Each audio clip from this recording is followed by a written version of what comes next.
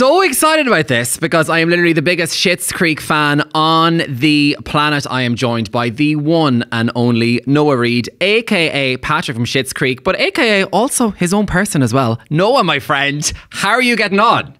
I'm pretty well, man. How are you? Noah, I think as you've gathered by this, I'm quite excited. I'm going to admit it, maybe fanboying just a little bit. I know we're never supposed to say that. I'm so excited to be chatting to you, Noah. Schitt's Creek, what a show. But we've so much to talk about apart from Schitt's Creek. First of all, the main reason you're here is because your song, your new single, Honesty, is our A-list track of the week. It's not just a track of the week. We call it our A-list track of the week. Get it, Noah? Wow. Amazing. That's very. I'm very honored, honestly, to hold that position. So we have so much to talk about, but let's start with your song, Honesty. Give us all the lowdown, the DL, whatever you want to call it, on Honesty.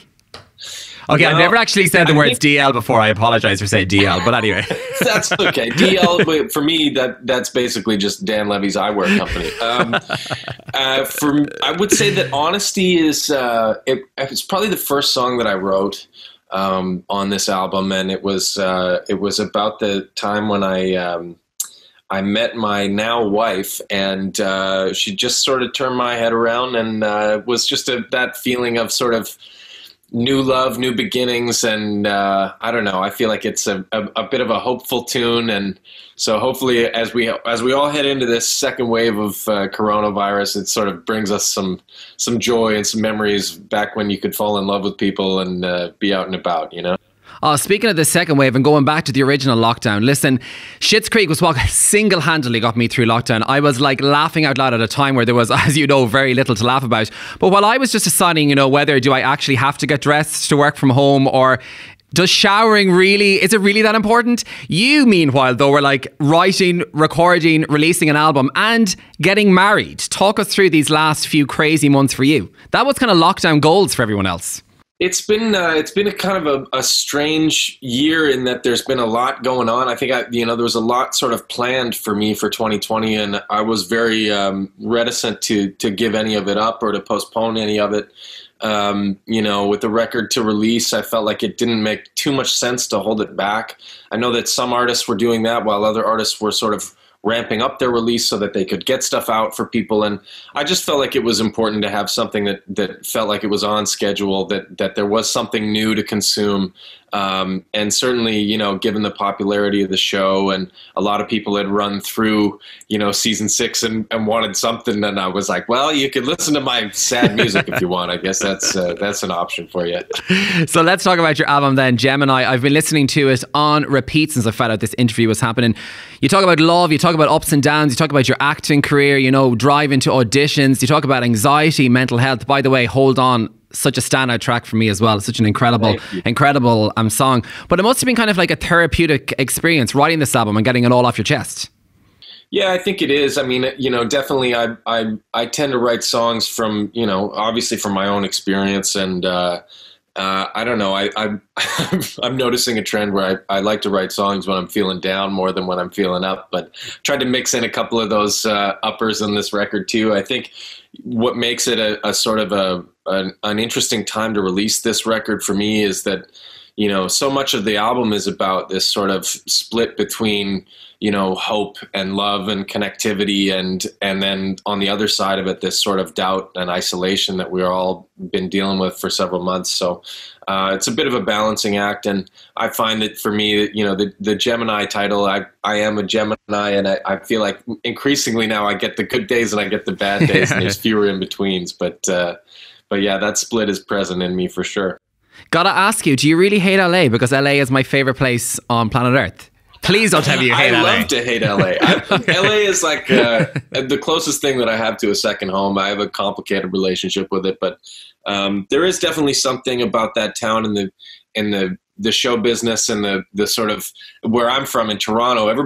All the actors in Toronto try to head down to Los Angeles for pilot season. It's like the gold rush or something, and I don't know. I've often found I found it difficult to be myself there at various times. And I thought like that was a song I just had something I needed to say. And now I can sort of appreciate LA for all of the reasons that other people love it. Sunshine being amongst them. But I'm very pasty white. I get burned by the sun. I don't. Listen, you're talking to the Irish. We get it. We get it, Noah. We know all about that. Gotta talk as well. You actually got to sing on Schitt's Creek too. You sang Simply the Best, which has become just definitely the 2020s, or not even 2020s, but like the last few years, iconic TV moment. I was a hot mess. Actually, I'm more an ugly crier, so maybe not even the hot. Take the hot out of the mess. But such an incredible TV moment. It must have been cool for you though as well to get to sing on the show. Yeah, it was. I was quite nervous about it. Dan had written this episode where I was to sing in front of everyone at the open mic at the Rose Apothecary, and he told me that song was quite important to him and not to fuck it up. And I said, okay, I'll try.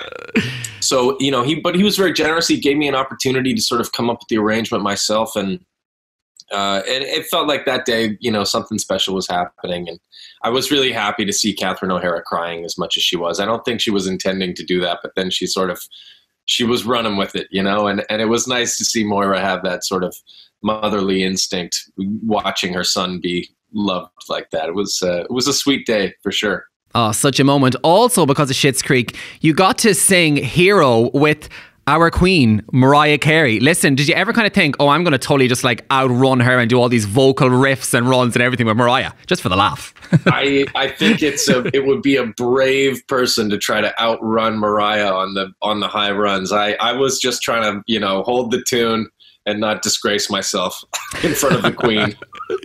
Now, Schitt's Creek as well, it's just one of those shows that I'm telling you only comes along every couple of decades. It's such an incredible show. Just because you get to say shit on the radio and you can't get in trouble from your bosses. That's SCH, by the way.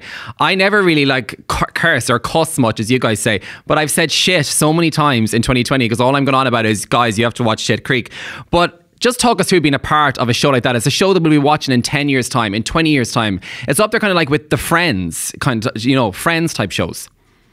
Yeah, I mean, it's hard to wrap your head around. As an actor, you don't really, choose what things you get to be a part of. You kind of, you take what work is there, and sometimes you get lucky with a show like this. And it's just been an incredible group of people to be working with, a ridiculously fun show to go to work on. I'm still sort of mourning the fact that we're not going back to work on it anytime soon, but I think the Emmys was such a nice way to cap things off, and I'm so proud of everybody who came together to make that show, and particularly the Four Roses for taking home those acting Emmys. That was a pretty wild night. So listen, I think you broke the record for most records broken at the Emmy Awards. It was just absolutely insane. I know you probably discussed this so many times, but we have to talk about Patrick's relationship as well with David, because it's been a groundbreaking relationship for the LGBTQ community.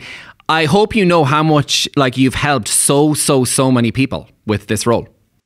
Well, I'm really proud to have had the opportunity to play Patrick, and I know our fans are constantly letting us know how much this show means to them, and I just think that the job that Dan and the writing staff have done on this show with delicate, intricate storylines, making sure that people feel taken care of and brought with and celebrated.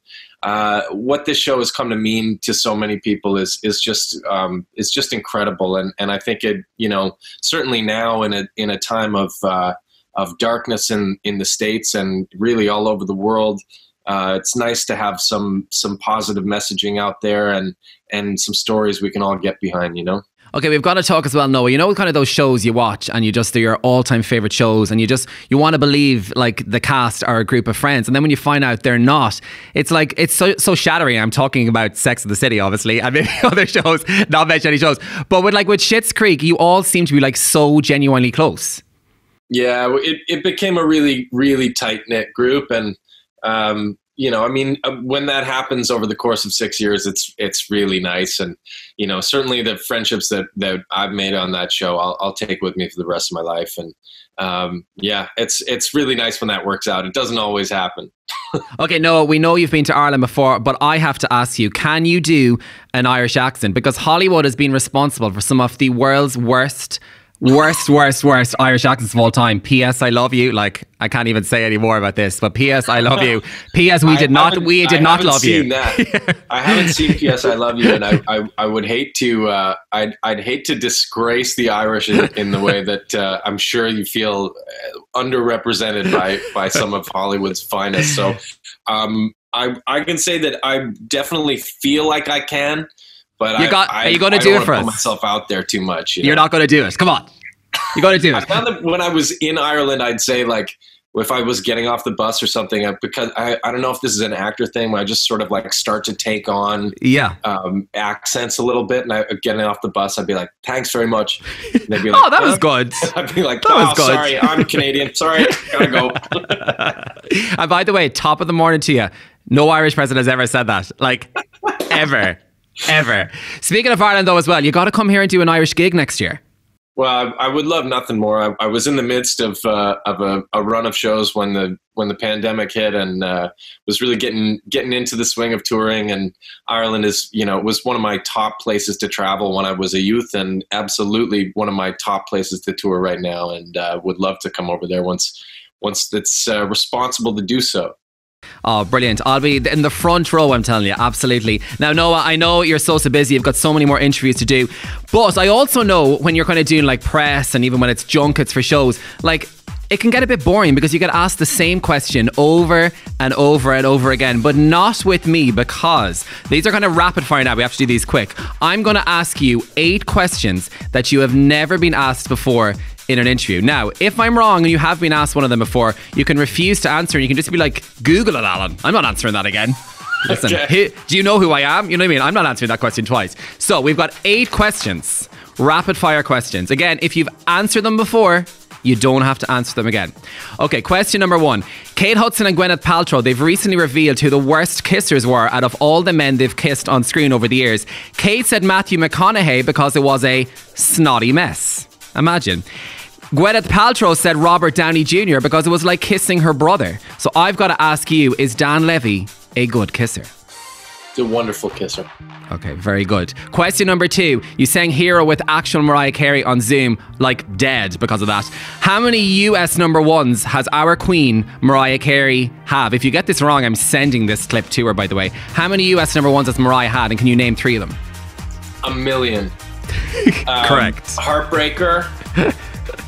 Well, I'm guessing Hero. Yeah, we'll go with that. I actually don't have the answer, so just say it.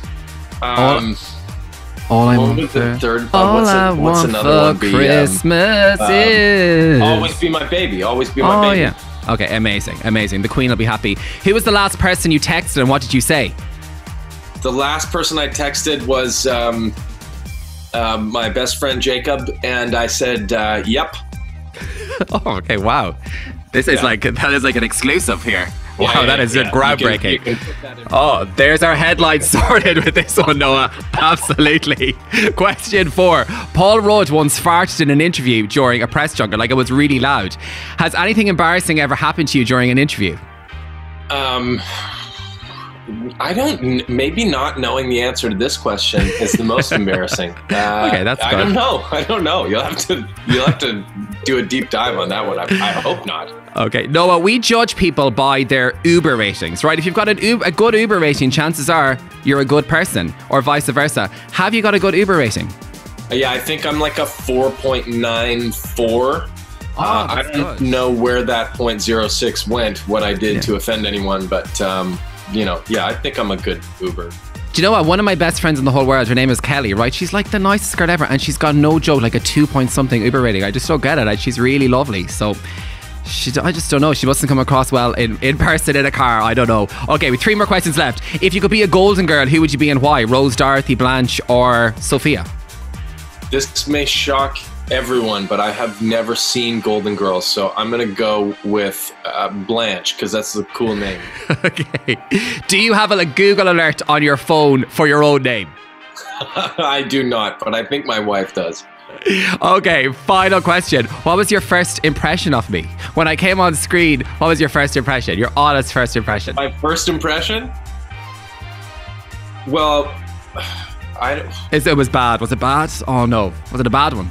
It was terrible. I knew I shouldn't have worn this top. Is it my hair? You know what I thought? I was like a green screen, pink Hugo sweater. Very interesting combination. Oh, okay. Okay, I'll take that. Okay, yeah, but that's less to do with you than with color. I mean, you've been lovely this whole time. Oh, Noah, right back at you, Noah. By the way, as well, we want to get you to rate this interview out of 10. I'll give it a 10. I'm giving it a full 10. Oh my God, that's going to bring my rating up so high. It's only a 2.1 at the minute. So if I add that to it, I'm definitely about a good solid 4 at the minute. Noah, can I just say, this was an absolute blast. You were a total gent. We love you so much for your album, for your work on Schitt's Creek, and thank you so much for taking the time to do this. My absolute pleasure. Cheers, buddy. I'm hoping that we can do this in person one of these days. Absolutely. Next time you're in Ireland, I'll be there at your gig, 100%. All right, man. Cheers, my friend. Take care of yourself. Bye-bye. See ya. Galway Bay